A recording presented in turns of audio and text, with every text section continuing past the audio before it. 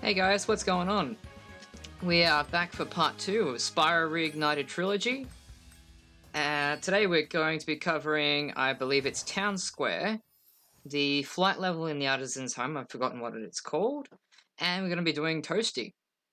So that's the boss that we couldn't access until we had finished another world in the Artisan's Home. So it can be a little bit challenging and everything like that sometimes, but hopefully I can get through it today without too much trouble. But yeah, because these guys just, I really don't know what to expect of them. Oh, how to react to them, I should say. They just, I think, is this the only Spyro game that has? I think this is the only Spyro game that has enemies that are actually in the hub worlds that can actually kill you. I know that in the later games, in the later home worlds, so the Autumn Plains and the Winter Tundra, yeah, so that's Town Square.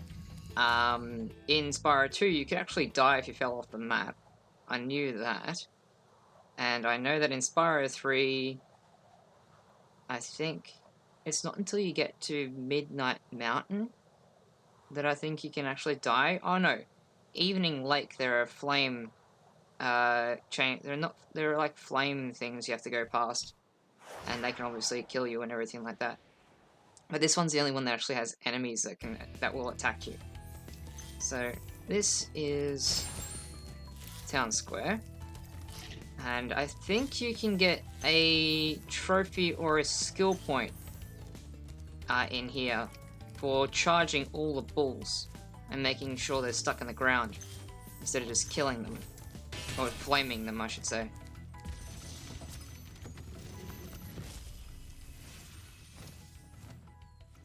Welcome to Town Square, Spyro.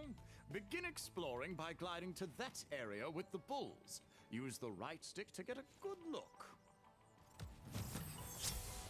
Okay, that's a reasonable hint. But I guess these are starting levels and everything. I feel like some of these hints are just misplaced. So yeah, the balls, they get stuck on the ground when you charge them. And I don't know if it's a skill point or a trophy. But if you get all of them, it unlocks that skill point or trophy. Actually, if I touch the guide book and look at my skill points, Stonehill burn. Oh, all balls stuck. So it is a skill point. So that's something that's, you know, kind of cool if you're getting into getting the skill points and you want to look at the art book and everything like that. So I'll be doing that towards the end of the series once the actual story and collecting's over.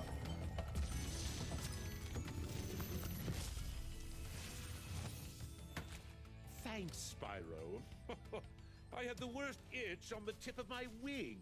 Did you know that you get your longest glides by pressing the jump button at the very top of your jump?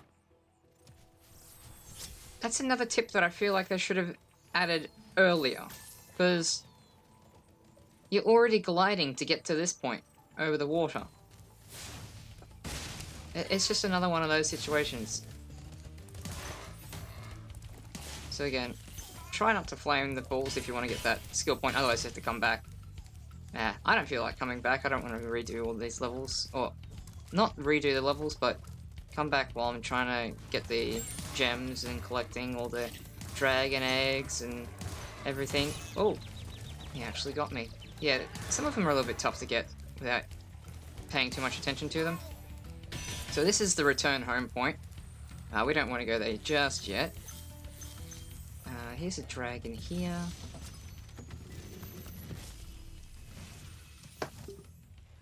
Spyro, did you see a man dressed in blue running around here? He's a thief, and he's stolen a dragon egg. You've got to track him down and get that egg. Run, run! I'm getting a little winded. Wow. I really don't know. If you're getting winded from maybe you should do some running. Just a little bit. Get your exercise up. Get another life. Now, this next bit, some people find pretty tricky. And it really depends on what system you're on as well. And you gotta really hug this wall and curve to the side. And there's this egg thief that you have to try and charge. Sometimes he can be tricky. I don't even know where he went. See, as I said, he can be tricky to get. I think he's gone back up there.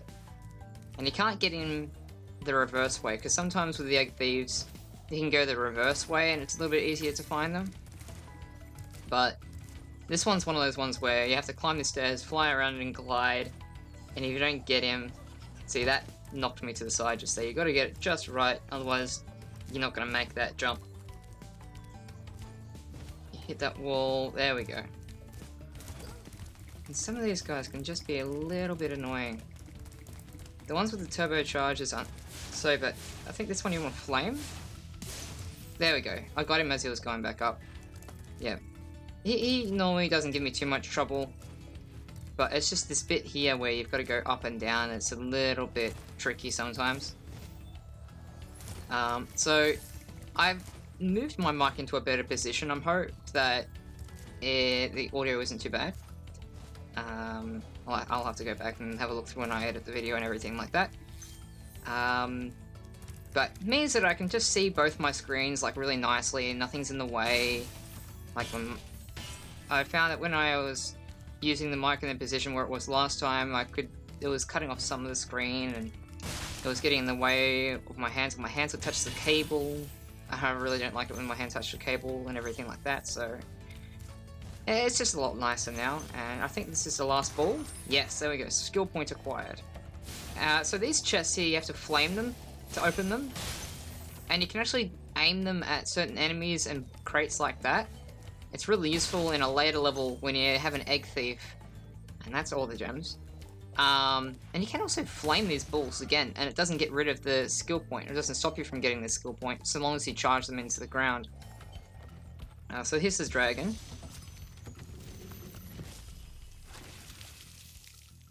Thank you for releasing me, Spyro. You can always check your progress by accessing the guidebook through the pause menu. So that's all the dragons, and that's a really helpful hint, or tip. That one's probably one of the only tips that I think are well placed, and it's not something that everyone's gonna know right away. But to me, I have absolutely no idea why they named that dragon Thor. Like Thor, you think of, you know, from Norse mythology and everything like that, and he just doesn't really seem like a warrior. Like, you know, these are all supposed to be artisans and everything like that. I feel like Thor should be like in the Peacekeeper's homeworld or something along those lines. But as I said, it's just, I'm not the game developer. It's just a really weird decision to me. But then again, that could be just, you know, stereotyping certain names and stuff, and maybe the whole Norse thing is overdone. So we're going to do the flight level. Now, to do the flight level in the Artisan's Homeworld, you need to open it by jumping on each of these stones. I don't know if the stones lit up in the original Spyro, but yeah, this is Sunny Flight. You know, you jump on those, they light up, it opens up. So we're going to go into Sunny Flight. This is probably one of the easier flight levels in this. It's a little bit tricky with the chests. Hopefully I don't have too much difficulty with it. You know, it might take me 1 or 2 goes. Especially because in the Reignited Trilogy, when Spyro flies, he kind of drifts a little bit in the air. Compared to the original Spyro. So, like, I think the first thing I normally do is these.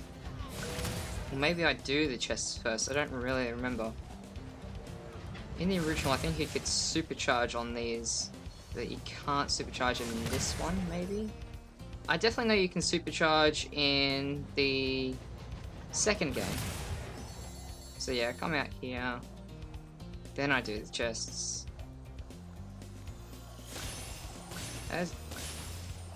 The chests are a little bit difficult, but they're not overly difficult. The chests in a later flight level, I think, in the last homeworld are more difficult than this. I nearly fell, but not too bad. Oh, I didn't like that. Now these archers will always take off more time than you gain from them, so you want to do these archers after you do the trains or the chests, because otherwise you're just going to lose way too much time trying to, you know, go through them, and by the time you get to the plains, it's just not going to be a good time for you at all. So I normally do these plains, I normally fly in the opposite direction to them, but you can catch up to them. Where's the other ones? Down there. You know, they give you a decent amount of time, considering you can bunch them up. Oh, I missed that one. There we go. I got one more. There he is. And then you've got the other two chests. Sorry, archers. And there we go. We had 14.4 seconds left. Could have been a little bit quicker, but could have been a lot quicker, I think. I'm not going for a speed run now. I don't think I will. Not on this one anyway. I have to go for a speed run for the flight levels for the second game. But not, and thankfully this one I don't have to. No, do.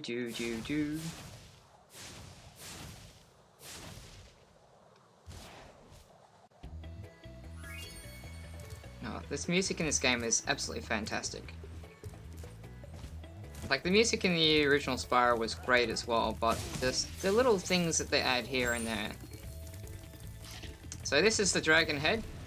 It's now open because we have finished another level in Artisan's Homeworld. And this is Toasty. I find it a little bit funny, the art design of this character. Or this boss, I should say. Because I just like how they've done it. I don't think I'm going to spoil it now, but you'll see what I mean when we get to him. So there's always put a little bit of gems here. These dogs are probably the most challenging part of the level, because you got to hit them twice, and that's why it can be difficult. Because even though I thought I'd flamed it the second time and thought it was defeated, it still managed to get me. And there's actually a skill point to, I don't know if it's a skill point or a trophy, and that's what I'm talking about. Is there a skill point? No, it's a trophy. So you get a trophy for defeating Toasty without taking any damage. But I don't know if that's Toasty himself, or if that's the level Toasty that they mean. So you're gonna have to make sure that it's awake before you flame it, because if it's not awake before you flame it, I don't think it counts as you actually hitting the sheepdog. And there aren't any, I don't think there's any fodder in this level. You kind of have to try and get through here without taking too much damage.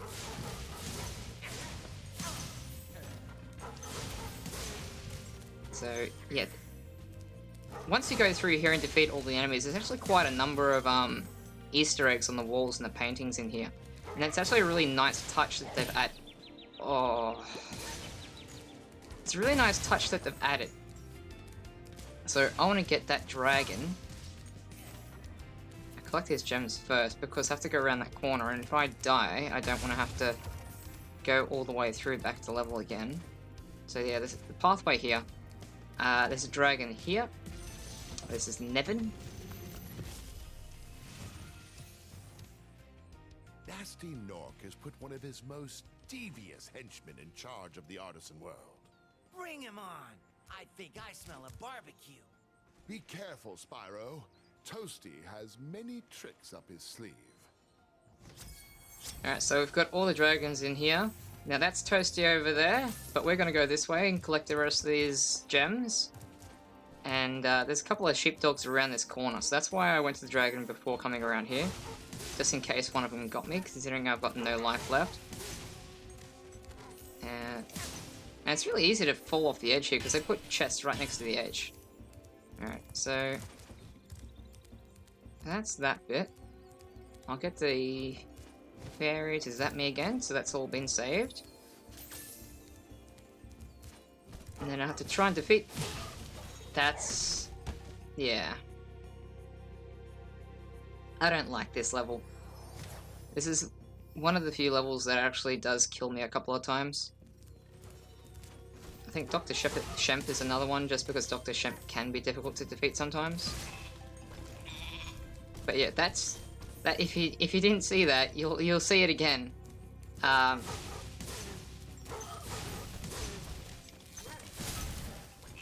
Yep, it's a sheep.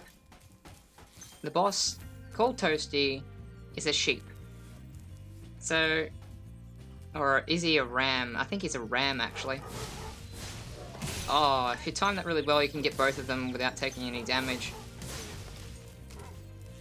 So, and you flame him once more, and you get 15 gems, 20 gems, sorry. So, this is Toasty. And that's all the gems. So, yeah, if you're lucky, you won't lose a life like I did, but I had really poor timing on it. So, hopefully you do better than I do, or have done better than I have. You know, depending on whether or not you played the game previously or not. So this should be... Actually, you know what? I'm going to... We've done 3 levels right now, but I don't want to end the video right now. Let's go do the Peacekeeper's homeworld before moving on.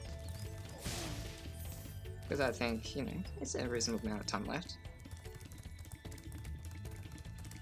So we want to go down here, and this is where the balloonist is. Marco, the balloonist. I see you've been busy rescuing dragons, Spyro. You may travel to the Peacekeeper's world if you like. Are you ready to go? So let's go to Peacekeepers.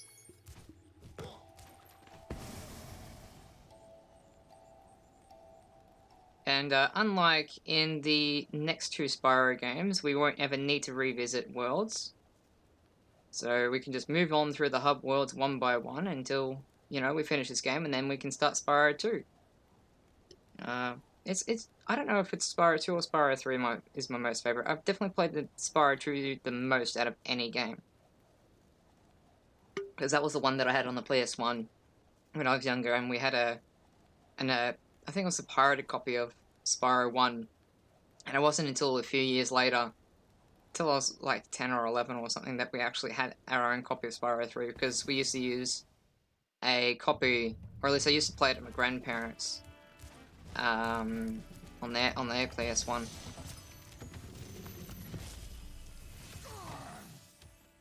Welcome to Peacekeepers. Look how our treasure has been stolen and turned against us. Please, recover our treasure, Spyro. Collect treasure. Got it.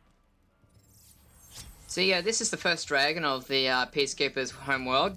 And all of the dragons are the different homeworlds and everything like that, and the worlds that are, the levels inside the homeworlds are based on the homeworld.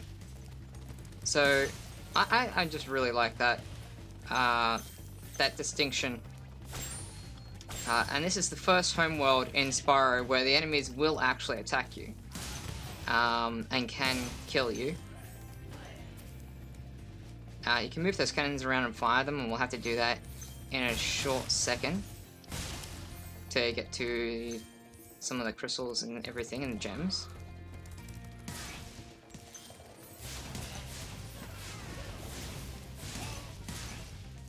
That's right. I don't know if there's a skill point in Peacekeepers. There is. Scare 6 Norks into tents. So I think we've already done 3 so far. And once we get the other 3, we'll get that skill point.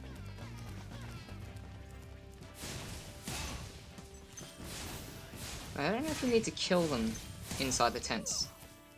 I think that's just the easier way to go about it, is just killing them when they're in their tents. Because then you can guarantee that there's 6 in there. There we go, we got the skill point for that.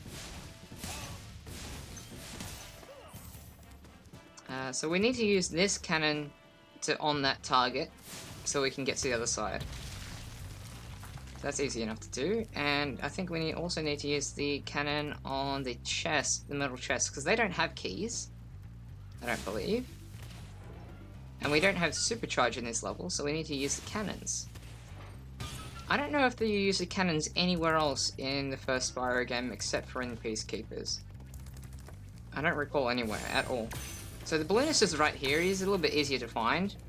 And if I'm not mistaken, you have to recover so many treasure. I think it's maybe 2,000 treasure or something like that. The Magic Crafter's world is far away and very dangerous. Maybe if you find 1,200 stolen treasure, I'll show it to you. Okay, so it's just 1,200. So once we finish Peacekeepers, I think we should have enough treasure for that. But we're going to continue with Sparks doesn't want to collect that. So sometimes there are certain gems when Sparks doesn't actually collect them, and he won't collect them, and you have to walk into them manually. A little annoying, but it's not like they're not there.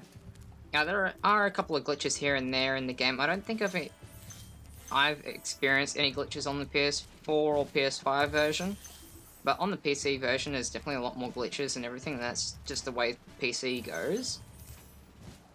So this is the dragon. Magnus. Hey, Spyro. Sparks the Dragonfly has been doing a good job protecting you.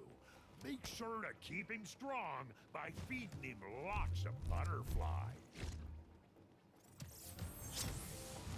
Wow, he's got a belly like a basketball, he does. He's been eating lots of butterflies. I don't understand how anyone wouldn't feel uncomfortable with a stomach that big. Like, I start putting on muscle and like, I'm just like, no, this doesn't feel right. So these gems can be a little bit difficult, especially ones behind the flight level there. They're not the most difficult to find in this home world. And this probably the easiest egg thief in the game. Besides the one that has the gem fan that you have to break or you have to spin. The key's here. And we've got another dragon. We've got Gunnar. Well done, Spyro. Keep up the good work, and I know you'll fulfill your destiny. Destiny? I just want to kick some. Just toast those enemies and collect the treasure. Oh, I love Spyro's response, and then the elder dragon just cuts him off and is like, nope, you're not gonna say that here. So we've got, I don't know how I missed those two gems down there. And that one. Maybe it's because I killed some enemies and just rushed forward? I really don't know. I would have had to use sparks to locate those if I hadn't noticed them. So this is literally, I think this part here is the most difficult part in the home world. Normally the home worlds aren't too bad. Maybe the Dreamweavers is a little bit difficult. But you have to time that really well. And you got lots of gems in here. Sometimes you can get these gem crates two in a row. But I recommend getting the key before coming here because it's just a real big pain to try and get to this section. So we've got all gems. We've got all dragons. This is 100% complete. Now, where do I... Ah, down there. And that's also a difficult way to fly as well. So, this is the Peacekeeper's homeworld. We've done 4 levels now, quite quickly. I think the next one we do will be Dry Canyon. I don't really know if I want to do... So we've got Dry Canyon, we have Clifftown. I think the next one is Dark Passage. That's not where Dark Passage is, that's the water. Ice Cavern. And then we have Dr. Shemp over there, that's where the boss is. And over here is Night Flight. This is one of the easier flight levels. I think it's the second easiest one, or maybe it might even be the easiest one. I know that Wild Flight is quite difficult, which is in the Beast Maker's homeworld, which is the next one after this. We have exactly 1200 gems, so we can go to the next homeworld if we want to, but right now we're doing these homeworld by homeworld. So this is going to be the end of the video. Don't forget to like, comment, and subscribe. It really helps out the channel and everything like that, and you know the general YouTube. It's the can't quite say the word algorithm. There we go, algorithm. Because you know, YouTube likes to be weird and funny sometimes. So I hope you guys have enjoyed this and found it easy to find all the stuff in these levels and everything like that. I'm enjoying playing this. It's really great to be able to play this game again. I mean, I play this game very frequently, and I always restart, and I don't really finish half the Spyro games half the time. It's more or less just playing it because I want to play it, all those sorts of things. So hopefully, oh yeah, that's right. So we'll be doing Dry Canyon in part 3. I was hoping to get a new webcam for this video. It still says it's arriving today, but if it does, it'll be within the next hour. And I have I do work part time, so I have work tonight and everything. So unfortunately, I won't be able to get that ready. But hopefully, the next part, I'll have the webcam ready. It'll be all done. Everything will be set up and looks much smoother. So hope you guys enjoyed it, and we'll see you next time in part 3.